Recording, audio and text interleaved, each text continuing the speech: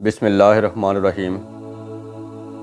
الصلاۃ والسلام علیکہ یا رسول اللہ، الصلاۃ والسلام علیکہ یا نبی اللہ۔ سچے مرد صفائیاں والے جو کچھ کہن زبانوں، اللہ پاک پوری کریندہ پکی خبر اسانوں، کہ جو زبان سے نکل گیا اللہ پاک وہ پورا فرماتا ہے۔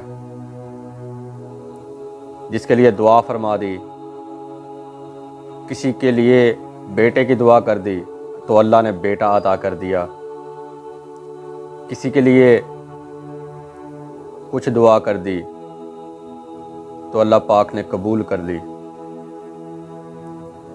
سرکار عالی محبوب ذات کرسی رؤل عزیز ایک دن اپنے منبر پر جلوہ افروز تھے، لوگ آپ کی خدمت میں دعا کروانے کے لیے حاضر تھے۔ آپ ہر ایک آدمی کی فردن فردن بات سنتے اور اس کے لیے دعا کرتے۔ ہر شخص اپنی جھولیوں کو اپنی مرادوں سے بھر کر لے جاتا، تو آخر میں ایک شخص رہ گیا، وہ دوار کے ساتھ بیٹھا ہوا تھا۔ تو سرکار نے کہا کہ تمہیں کیا پرابلم ہے؟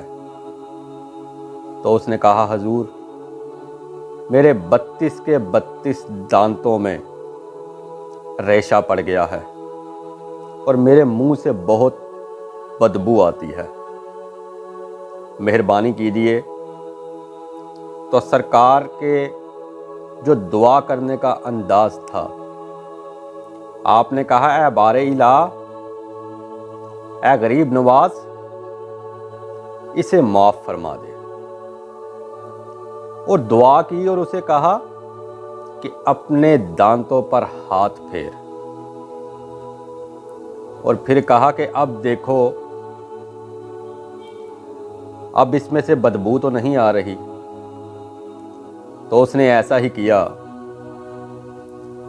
تو جب اس نے ہاتھ پھیرا تو اپنے دانتوں پر ہاتھ لگایا تو بڑی حیرانگی سے کہنے لگا حضور آپ کی دعا سے اور اللہ کے حکم سے اس میں ریشہ ختم ہو گیا ہے، حضور اب اس میں سے بدبو بھی نہیں آ رہی۔ تو سرکار نے اللہ کا شکر ادا کیا اور کہا کہ یہ اللہ پاک کا ہی کرم ہے۔ تو یہ سرکار کی کرامت تھی، آپ کی دعا سے مردے زندہ ہوئے، آپ کی دعا سے لوگ حادثات سے بچے، آپ کی دعا سے سیلاب کا پانی واپس چلا جاتا تھا، آپ کی دعا سے بارشیں ختم ہو جاتی تھی، آپ کی دعا سے گمے ہوئے لوگ واپس آ جاتے تھے، اور آپ کی دعا سے مہاراجہ گوالیار جس کے ہاں اولاد نہیں ہوتی تھی، آپ کی دعا سے اللہ نے اسے ایک بیٹا عطا کیا، اور پھر وہ اپنی بیوی کو لے کر سرکار کی خدمت میں حاضر ہوا اور آپ کے ہاتھ پر بیعت ہو گیا۔ تو آپ کی دعا سے لوگوں کو اللہ کا قرب ملا، آپ کی دعا سے مردہ دل زندہ ہوئے، آپ کی دعا سے بڑے بڑے گناہگار لوگ اللہ کے ولی بن گئے، اور آج بھی ان کا فیض جاری ہے، کیونکہ اللہ کے ولی مرتے نہیں ہیں، یہ زندہ رہتے ہیں، انہیں موت نہیں ہوتی۔ وما علینا الا البلاغ المبین۔